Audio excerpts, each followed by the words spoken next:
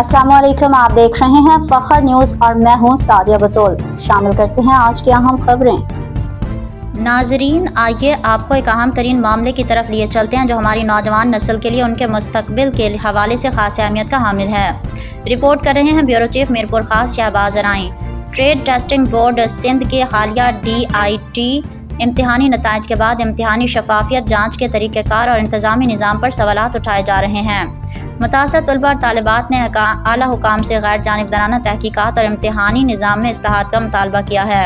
तलबा के मुताबिक इम्तिहानात के निकाद और निगरानी के मौजूदा तरीक़ाकार में खामियां मौजूद हैं, जबकि एक ही रोज़ मुतादिद थ्योरी पर्चों, प्रैक्टिकल और वाइवा के निकाद से उम्मीदवारों की कारकर्दगी मुतासिर होने का खदशा रहता है।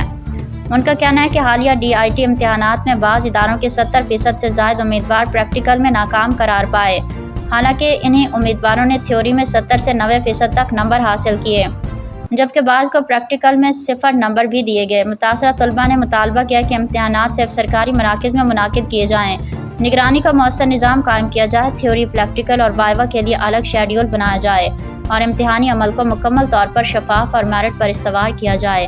उन्होंने वज़ीर आला सिंध, चीफ सेक्रेटरी, वज़ीर तालीम, chairman trade testing board Sindh, chairman और managing director STEVTA, director general anti corruption establishment Sindh और दीगर मुतल्लिका हुकाम से मुतालबा किया कि हालिया DIT नताइज का फौरी नोटिस लेकर आज़ादाना तहकीकात कराई जाएँ।